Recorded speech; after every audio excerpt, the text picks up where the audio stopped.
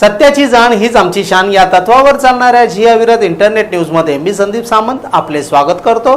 तर आता पाहू साप्ताहिक घडामोडी। अमरावतीत भातुकली तालुक्यातील मलकापूर गावामध्ये व्यायामशाळा चोरीला गेल्याची घटना घडली आहे। शरीररूपी संपत्ती राखण्यासाठी नियमित व्यायामाची नित्यांत गरज असते। शरीराचे आरोग्य राखण्यासाठी नियमानुसार सर्व अवयवांची शास्त्रशुद्ध हालचाल करण्याच्या क्रियेला व्यायाम म्हणतात। व्यायामामुळे अवयवांची ताकद वाढते। विशिष्ट प्रकारच्या व्यायामामुळेच अवयवांच्या प्रमाणबद्धतेला म्हणजेच सौष्ठवाला मदत होते। सुडोल बांधा म्हणजेच सौष्ठव या उद्देशाने सरकारने खाजगी संस्थेकडून व्यायामशाळेचे प्रस्ताव घेऊन त्यांना अनुदान देऊन गाव स्तरावर मान्यता देत असतात। अशीच एक जयराम बहुउद्देशीय संस्थेने सरकारकडून मलकापूर या गावात युवकांकरिता व्यायामशाळेचा प्रस्ताव मान्य करून घेतला आणि 2004च्या बायलेस सीट प्रमाणे व्यायामशाळेच्या जमिनीकरता 40,000 रुपये, इमारतीकरता 3,32,893 रुपये, तर व्यायामशाळेत लागणाऱ्या साहित्याकरता 1,47,595 रुपये असे एकूण 5,37,229 रुपये सुद्धा उचलले। मात्र प्रत्यक्षात या गावात अजूनपर्यंत व्यायामशाळा सुरू झाली नाही। आज 9 वर्षे लोटली। हा सगळा प्रकार माहितीच्या अधिकारात एका युवकाने उघडकीस आणला असून माहितीच्या अधिकारात मिळालेल्या कागदोपत्रात ही रक्कम उचलून गावात व्यायामशाळा झाली असल्याचे दाखविले आहे। माहितीच्या अधिकारामध्ये जेव्हा आम्ही मागितलं तेव्हा माहितीच्या अधिकारी दुतोंडे साहेबांनी आम्हाला बॅलन्स शीट ऑडिट रिपोर्ट वगैरे दिली त्याची। तर त्यामध्ये असं लक्षात आलं की ही जी जमीन आहे ही 40,000 दान संस्थेला दान केलेली आहे व त्यामध्ये 3,32,995 रुपये एवढ्याचं ते बांधकाम 2001 साली झालेलं आहे। कागदोपत्री माहितीमध्ये या इथे व्यायामशाळा आहे। जयराम बाबा बहुउद्देशीय संस्था या नावाची जी संस्था आहे त्या संस्थेची व्यायामशाळा इथे बांधलेली आहे। मला जेव्हा मी त्याचं जेव्हा वाचन केलं ते माझ्याकडे जे कागद आले त्याच्यामध्ये ती स्पष्टपणे दिसत आहे आणि त्याच्यामध्ये जे फिगर्स पुढे आले ते अतिशय म्हणजे हे आहे संभ्रमात पाडणारे, कारण तशा प्रकारचा खर्च किंवा तशा प्रकारचं काही इथे झालेलं नाहीये। मलकापूर गावात व्यायामशाळेच्या जागेवर एक थातूर मातूर इमारत आहे ज्यात शेतीला लागणारे साहित्य आणि खाली दारूच्या बाटल्या दिसतात। मग श्री जयराम बहुउद्देशीय संस्थेने बांधलेली व्यायामशाळा गेली कुठे असा प्रश्न गावकऱ्यांसमोर निर्माण झाला आहे। जी जागा ज्या अधिकाऱ्यांनी ज्या कारणासाठी दिली होती तो उपयोग इथे घेतला त्या जागेचा होत नाही। यात काही एकटा दुकटा ती संस्था किंवा ते एकटे जबाबदार नाही। ज्यात म्हणजे सरकार शासनातून ज्यांच्याकडून अनुदान आलं, ज्यांच्या देखरेखीखाली हे सगळं होते ते अधिकारी तेवढेच दोषी आहेत। नुसती या म्हणजे ही जी संस्था या संस्थेवर कारवाई होण्यापेक्षा हे जे कोणी अधिकारी असतील प्रत्यक्ष शहानिशा न करता तिथे साहित्य काय आहे काय म्हणजे त्याची प्रत्यक्ष पाहणी न करता अहवाल न मागवता त्यांनी जो अनुदान या ठिकाणी म्हणजे हे पैसा लाटला हे अक्षरशः सरकारच्या पैशाची दुर्दाणी झालेली आहे। इथे जागतिक कर्णबधीर दिनानिमित्त रोटरी स्कूल फॉर डेफ या स्कूलतर्फे रघुवीरनगर डोंबिवली पूर्व येथे आंतरशालेय स्पर्धांचे आयोजन करण्यात आले होते।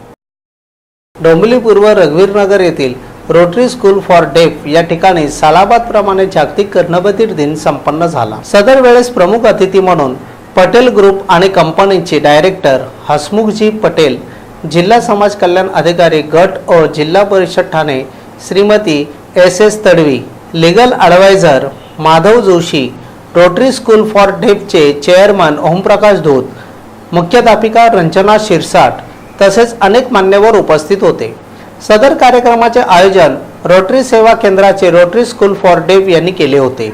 तसेच जागतिक कर्णबधीर दिन या निमित्ताने कर्णबधीर विद्यार्थ्यांचे समूह नृत्य स्पर्धा, ग्रीटिंग तयार करणे, केश रचना करणे, टॅटू रंगवणे, स्पीच स्पर्धा तसेच शिक्षक कर्मचाऱ्यांसाठी वेशभूषा स्पर्धाचे आयोजन करण्यात आले होते। या कार्यक्रमाचे उद्घाटन व दीप प्रज्वलन हसमुखजी पटेल यांच्या हस्ते करण्यात आले। नंतर प्रमुख पाहुण्यांची भेटवस्तू व पुष्पगुच्छ देऊन स्वागत करण्यात आले। 28 सप्टेंबर हा जागतिक कर्णबधीर दिन संपूर्ण राज्यात साजरा करण्यात येतो।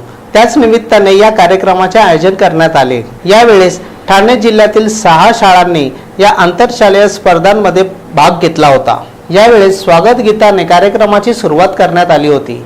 नंतर मोरया मोरया या गीतावर व लेझिमच्या तालावर विद्यार्थ्यांनी सुंदर असे नृत्य सादर करून सर्वांची मने जिंकली। तसेच सुंदर अशी केश रचना करून, ग्रीटिंग तयार करून व टॅटू रंगवून या विद्यार्थ्यांनी सर्वांनाच मोहून टाकले।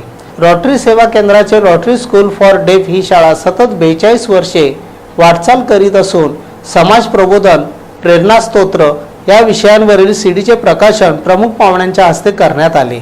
नंतर या स्पर्धेत विजयी झालेल्या व अतिशय सुंदर अशी कला सादर करणाऱ्या विद्यार्थ्यांना प्रमुख पाहुण्यांच्या हस्ते पारितोषिके देण्यात आली. संपूर्ण कार्यक्रमाचे सूत्रसंचालन शुभांगी गायकर यांनी उत्तम प्रकारे भूषविले.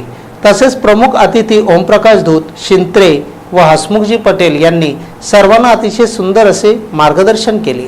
नंतर सुरेखा सातपुते यांनी सर्वांचे आभार प्रकट करून सदर कार्यक्रमाची सांगता केली. डोंबिवली पश्चिमेस फुले रोड येथे स्वातंत्र्यवीर सावरकर वाचनालय सुरू असून वाचकांनी याचा लाभ घ्यावा असे आयोजकांचे मत आहे. एकदा एक लहान मुलगी आपल्या आजोबासोबत चालताना बऱ्याच वेळा खेळलेला खेळ म्हणजे आजोबाने कवितेची पहिली ओळ म्हणावी, नंतर ती ओळ मनाला वाटेल त्या पद्धतीने नातीने पूर्ण करावी असे खेळ खेळत असेच एकदा आजोबांनी कवितेची ओळ म्हटली, जर मला पंख असते तर. तात्काळ त्या लहान मुलींनी मी शेजारच्या गावातील वाचनालयात जाऊन खूप पुस्तके वाचेल असे सांगितले. त्याच क्षणी व्यवसायाने शिक्षक असलेल्या त्या आजोबांनी आपल्या या नातीस अमेरिकेचे उद्योगपती असलेल्या कार्नेगीची कथा सांगितली, ज्यांनी आपल्या मृत्यूपत्रात त्यांच्या मृत्यूनंतर त्यांची सर्व संपत्ती वेगवेगळ्या गावात वाचनालय उघडण्यास वापरात आणावी असे लिहिले होते. यातूनच त्यांनी त्या मुलीला जीवनात एकदा तरी वाचनालयात एकतरी पुस्तक भेट दे असा उद्देश केला. कारण ज्ञान देणारा गुरु असतो आणि सर्वात जवळचा गुरु म्हणजे पुस्तक. ही मुलगी पुढे मोठी झाली आणि इन्फोसिसच्या माध्यमातून अनेक वाचनालये तिने उघडली. ती मुलगी म्हणजे व्हॉइस अँड अदरवाईज यासारख्या सुप्रसिद्ध पुस्तकाचे लेखन करणारी लेखिका सुधा मूर्ती. पुस्तक हे असे गुरु असते जे सदोदित आपल्या सोबत असते. आजच्या इंटरनेटच्या युगातही लोकांमध्ये वाचनाची आवड निर्माण होईल या उद्देशाने शहापूर सारख्या आदिवासी भागात वाचनालय सुरू करून ज्याला महाराष्ट्र शासनाची क वर्ग दर्जाची मान्यता मिळाली आणि सदर वाचनालय सुरू केले असे रमेश शिवराम दिनकर यांनी आपल्या यशाने अधिकाधिक प्रभावित होत त्यांनी डोंबिवली पश्चिम येथील श्री स्नेह apartment Arunoday society Mahatma Phule road येथे स्वातंत्र्यवीर सावरकर ग्रंथालय गेल्या 2 वर्षापासून सुरू केले. डोंबिवली पश्चिम येथे विष्णुनगर पोलीस स्टेशनच्या वरती एकच वाचनालय जे स्टेशनच्या जवळ आहे. मात्र गणेशनगर, नवापाडा, गरिबाचा वाडा, उमेशनगर, कुंभारखानपाडा या विभागातल्या लोकांना जवळ वाचनालय उपलब्ध व्हावे या उद्देशाने एक प्रशस्त वाचनालय तयार करावे हे स्वप्न मनाशी बाळगलेल्या रमेश दिनकर यांनी महानगरपालिकेने वाचनालयासाठी राखीव ठेवलेल्या जागा कराराने घेऊन सदर प्रशस्त असे वाचनालय उभारले. मी शहापूर सारख्या आदिवासी विभागामध्ये एक उत्कृष्ट ग्रंथालय सुरू केलं. आज ते शासनमान्य क वर्ग असा दर्जा त्या ग्रंथालयाला मिळालेला आहे. तिथूनच प्रेरणा घेऊन डोंबिवली पश्चिम भागामध्ये मुख्यतः एकच ग्रंथालय आहे. ते विष्णुनगर पोलीस स्टेशनच्या वर असल्यामुळं पुढील भागामध्ये मग जैन कॉलनी असेल, आपलं कुंभारखानपाडा असेल, महाराष्ट्र नगर असेल, उमेश नगर असेल या भागामध्ये महानगरपालिकेने ग्रंथालयाची जागा आरक्षित केलेली होती आणि सदर जागा मी महानगरपालिकेकडून कराराने मिळवून या भागात एक छोटंसं ग्रंथालय सुरू केलं. डोंबिवलीमधील नागरिकांच्या वाचनाची आवड बघता चांगल्या प्रकारे प्रोत्साहन या भागात मिळत आहे. माझ्या मनामध्ये हे एक सर्वांग सुंदर असं ग्रंथालय करायचं आहे. सध्या आपल्याकडे कथा, कादंबऱ्या, आत्मचरित्र, कॉम्पिटेटिव्ह एक्झामची सर्व बुक्स, महाराष्ट्र लोकसेवा आयोगाची पुस्तकं, स्पर्धा परीक्षा, शासनाच्या सर्व स्पर्धा परीक्षांची पुस्तकं आपण इथे उपलब्ध केलेली आहेत. महिलांसाठी सुद्धा विभाग सुरू आहे. ग्रंथालय चळवळ ही वाढली पाहिजे. इंटरनेटच्या आणि स्पर्धेच्यामुळं वाचनाची आवड नागरिकांमध्ये आहे, परंतु वेळ कमी असल्यामुळं प्रत्येकाला ही आवड जोपासणं फार कठीण जात आहे. तरी या भागात एक चांगलं ग्रंथालय सध्या छोटंसं लावलेलं रोप एक वटवृक्षामध्ये रूपांतरित झालेलं आहे. हे आता आपणास पाहावयास मिळत आहे. मी डोंबिवलीतील सुज्ञ नागरिकांना एक आवाहन करू इच्छितो की आपल्याकडे जी पुस्तकं असतील कुठल्याही प्रकारची ती आपण या ग्रंथालयास देणगी म्हणून द्यावीत, जेणेकरून सदर पुस्तके इतर नागरिकांना त्यांच्या वाचनाच्या आवडीसाठी उपलब्ध होतील व ग्रंथालय चळवळ जोपासण्यासाठी आपला सर्वांचा सहभाग मला मिळेल अशी अपेक्षा व्यक्त करतो. सुरुवातीला 100-150 सभासद असलेल्या वाचनालयाच्या सभासदांची संख्या आता 250-300च्या वर गेलेली आहे. या वाचनालयाचे वैशिष्ट्य असे की येथे वेगवेगळ्या ग्रंथसंपदे व्यतिरिक्त वृत्तपत्र तसेच MPSC, UPSC व विविध स्पर्धा परीक्षेत उपयुक्त असलेले पुस्तक आहे, ज्याचा फायदा स्पर्धा परीक्षेस उतरणाऱ्या विद्यार्थ्यांना होतो. MPSCचा अभ्यास करत असल्या कारणाने मला लायब्ररीची गरज होती आणि ह्या लायब्ररीमुळे माझी ती गरज पूर्ण झालेली आहे. दिनकर सरांचं आणि लायब्ररीतील वर्षा मॅडम आहेत त्यांचं मला मोलाचं सहकार्य भेटतं. मला अभ्यास करण्यासाठी सर्व प्रकारची मला मदत करतात. अभ्यासासाठी वातावरण तयार व्हावं म्हणून ते फार काळजी घेतात माझी. तसंच सरांनी भरपूर MPSCची पुस्तकंसुद्धा मला अभ्यास करण्यासाठी उपलब्ध करून दिलेली आहेत. पण ह्या दृष्टीने माझी एक सर्वांना विनंती आहे की डोंबिवली हे एक शैक्षणिकदृष्ट्या संपन्न व्हावं म्हणून असं थोरा मोठ्याने भरपूर लोकांनी ह्या लायब्ररीला सहकार्य करावं. त्यांच्याजवळ जी पुस्तकं असतील ती इकडे उपलब्ध करून द्यावी जेणेकरून माझ्यासारखे जे स्टुडंट्स आहेत जे MPSC करतात आणि ते जाणीवपूर्वक त्यामध्ये यशस्वी प्रयत्न करतात तर त्यांना मोलाचं एक सहकार्य भेटेल तुमच्याकडून, डोंबिवलीकडील नागरिकांकडून. ही माझी सर्वांकडून एक कळकळीची विनंती आहे. त्याचप्रमाणे या स्पर्धा परीक्षेसाठी रमेश दिनकर व वर्षा मॅडम यांचे सुद्धा सहकार्य लाभत असल्याचे काही तरुण सभासदांनी सांगितले. तसेच अनेक सभासद या वाचनालयामुळे आमचा चांगला वेळ जातो व आम्ही रोज सकाळ संध्याकाळ 2-2 तास येथे वाचनास येतो असे सांगितले. आता यामध्ये बरेचसे प्रकारचे असे पुस्तकं आलेले आहेत. शैक्षणिक आहे, तांत्रिक आहे, काय कायद्याची पुस्तकं सुद्धा आहेत आणि नवीन प्रकारचे सर्व पुस्तकं आलेले. आम्ही नेहमी येते जवळजवळ सकाळ आणि संध्याकाळी आम्ही 2-2 तास इथे बसलेलो असतो. काही पुस्तकं वाचतो, पेपर असतात, काही आमच्या मिटिंगसुद्धा इथे आम्हाला साहेब करायला परमिशन देतात काय. आणि याच्यामुळे असंच आमच्या या लायब्ररीचे म्हणजे दिनकर साहेबांना थोडं भरभराटीचे दिवस येऊ आपली लायब्ररी चांगल्या पद्धतीने आणखी वर जाण्यास मदत होईल असं आम्ही. या वाचनालयामुळे अनेकांना फायदा झाला आहे. वेगवेगळ्या गोष्टींच्या पुस्तकांपासून ते कायदे, MPSC, UPSC, विविध स्पर्धा परीक्षा यासारखे पुस्तकं सुद्धा येथे उपलब्ध आहे.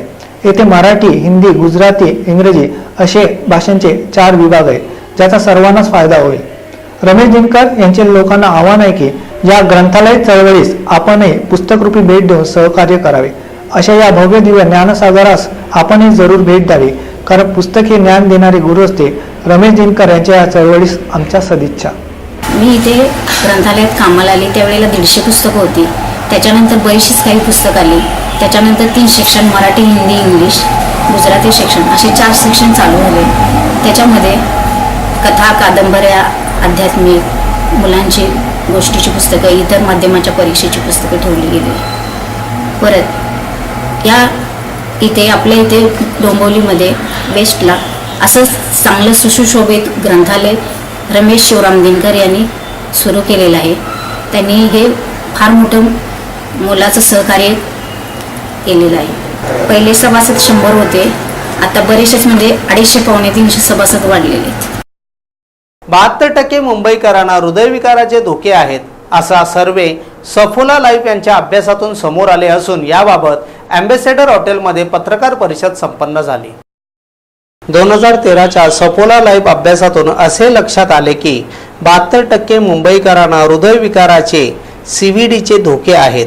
हे मुंबईकरांपर्यंत पोहोचविण्यासाठी सफोला लाईफच्या वतीने मुंबई चर्चगेट येथील अँबॅसेडर या 5 स्टार हॉटेलमध्ये पत्रकार परिषद घेण्यात आली. सफोला लाईफ अभ्यासाशी सहमत असलेले एशियन हार्ट हॉस्पिटलमधील वरिष्ठ हृदयरोग तज्ज्ञ डॉक्टर अक्षय मेहता म्हणाले की बैठी जीवनशैली, कामाचा ताण, आहारामध्ये केला जाणाऱ्या तडजोडी हे हृदयविकारांचे धोके बळकटीस मदत करतात. यामुळे 30 ते 44 वयोगटातील 73% पुरुषांमध्ये, 35 ते 39 वयोगटामध्ये 76%, तर 40 ते 44 वयोगटामध्ये 85% CVDचे धोके आढळून आले आहेत. वयोगट 30 ते 44 मध्ये उच्च कोलेस्ट्रॉलचा स्तर, कमी BMI, हृदयास सुरक्षित असे HDLचे कमी प्रमाण, उच्च रक्तदाब हे कार्यक्षम असलेल्या जनतेचे CVD करता धोके वाढवितात. तळलेले पदार्थ, बटाटा वडा, पिझ्झा, बर्गर इत्यादी पदार्थात अधिक प्रमाण असते. सफोला लाईफ अभ्यासाच्या निष्कर्षाबाबत बोलताना इंडिपेंडेंट हेल्थ, वेलनेस व फिटनेस करिताचा व्यवसायकर्त्या नीता देसाई म्हणाल्या, आपली सोय आणि कशाला महत्त्व द्यावे यामुळे आहारामध्ये बदल घडतील. साठवलेल्या पदार्थांना तळलेल्या पदार्थांना प्राधान्य मिळत आहे. तुलनात्मक निष्कर्ष: 1 BMR, 2 एकूण कोलेस्ट्रॉल, 3 HDMचा स्तर, 4 मधुमेह, 5 साठवलेले प्रोसेस केलेले अन्न घेणे, 6 तळलेले अन्न घेणे, 7 भाज्या सलाड घेण्याचे प्रमाण, 8 फळांचे सेवन, 9 संपूर्ण फळांचे सेवन, 10 शारीरिक क्रियाशीलता, 11 थकवा जाणविणे, ज्याचा संबंध ह्या त्यांच्या आरोग्य सवयी, खाण्याच्या सवयी, जीवनशैली आणि शारीरिक क्रियांसारख्या गोष्टींशी होतात. तर या होत्या साप्ताहिक घडामोडी. आपल्या सूचना व समस्या आम्हाला जरूर कळवा. आमचे दूरध्वनी क्रमांक, आमचा ईमेल ॲड्रेस. आमचे दूरध्वनी क्रमांक 9819886358 9820104851. आमचे ईमेल ID आहेत jiavirat@gmail.com, grandmastermusic71@gmail.com. आम्ही दररोज रात्र 9:30 घेऊन येत आहोत नवीन घडामोडी. तर पाहायला विसरू नका www.jiavirat.com मधील जियाविरत न्यूज. धन्यवाद.